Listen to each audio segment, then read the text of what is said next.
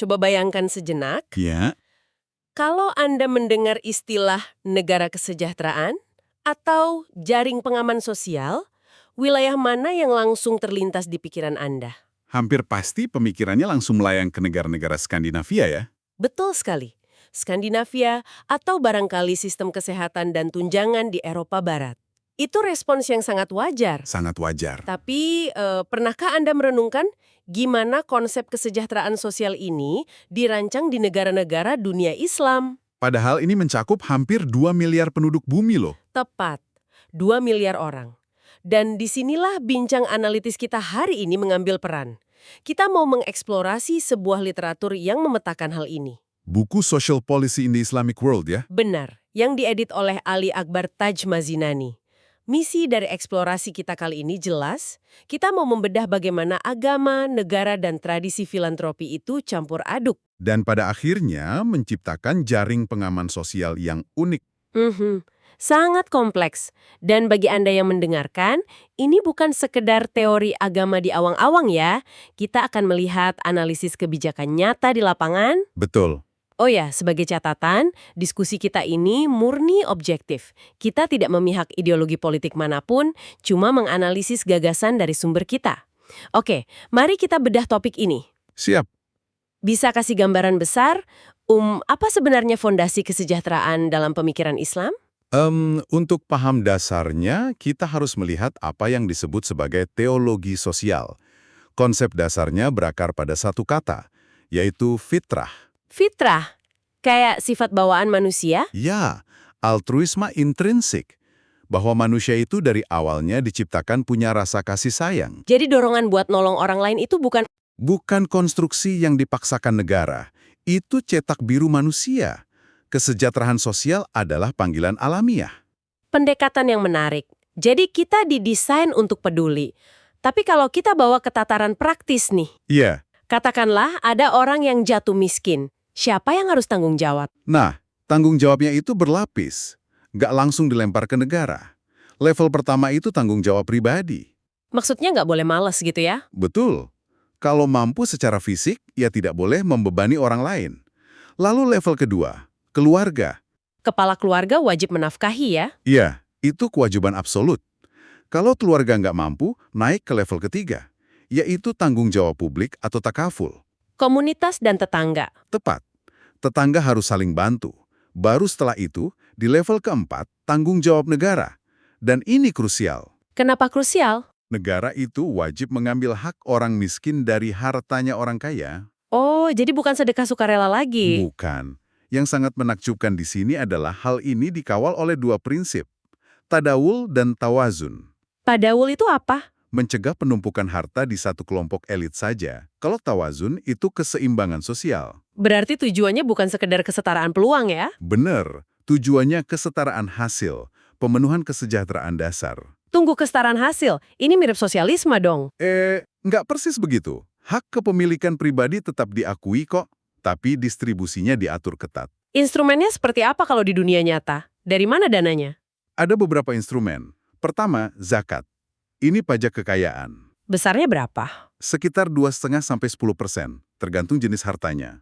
Lalu ada khums. Khums ini pajak juga. Ya, ini pajak 20%, biasanya untuk keuntungan tambang. Sangat kental di tradisi Syiah.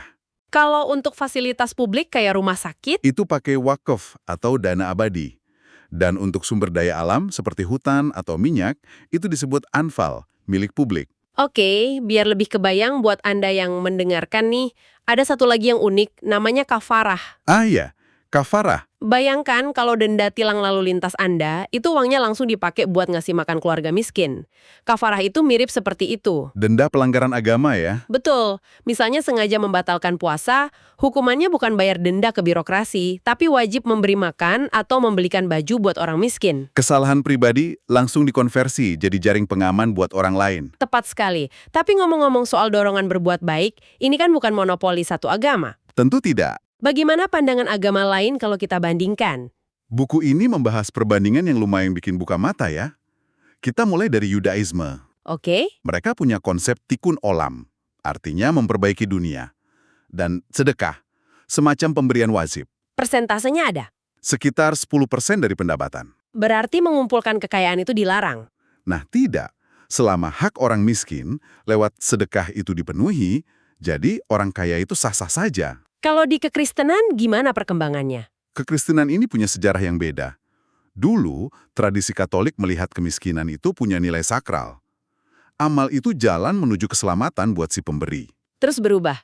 Ya, pas Protestantisme muncul, di abad ke-19 lahir gerakan Injil sosial. Oh, yang sangat mempengaruhi Inggris dan Amerika itu ya? Benar sekali.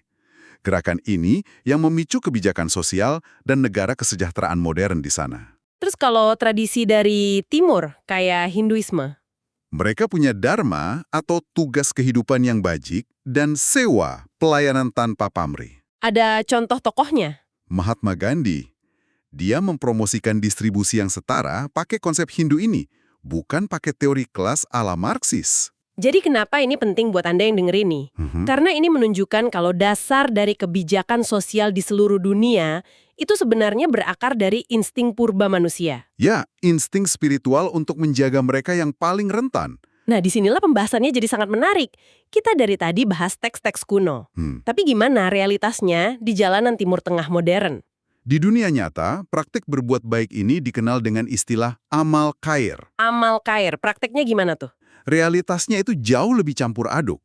Kesejahteraan nggak cuma diurus negara, ada welfare mix. Campuran ya? Ya, bauran antara negara, LSM agama, dan keluarga. Kadang birokrasi negara itu lemah, jadi LSM yang maju. Contohnya di mana? Di Lebanon atau Mesir. Bicara soal Lebanon, ada studi kasus soal pengungsi Suriah kan? Betul.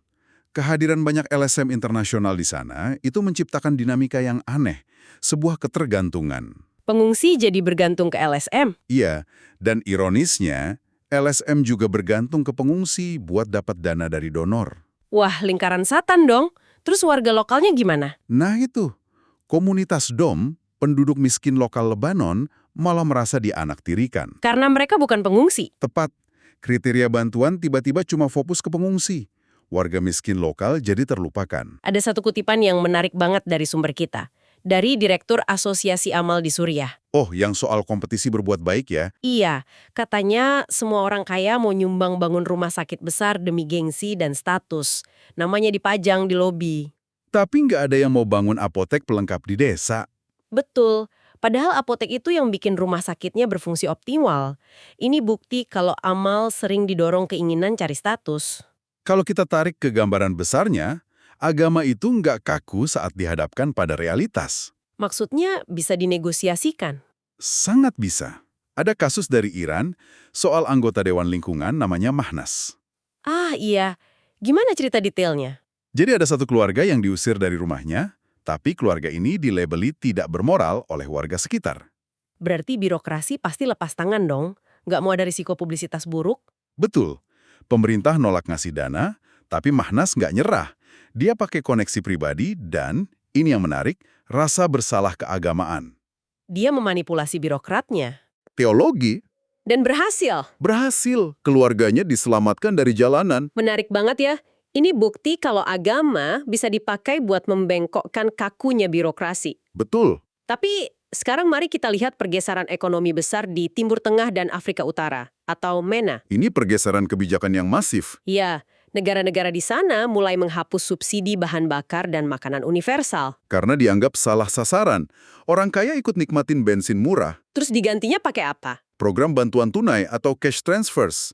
Dari 155 program sosial di MENA, 74 diantaranya sudah berbasis bantuan tunai. Tapi kalau baca analisis Anda di literatur ini, ada celah hukum yang bahaya ya? Sangat bahaya.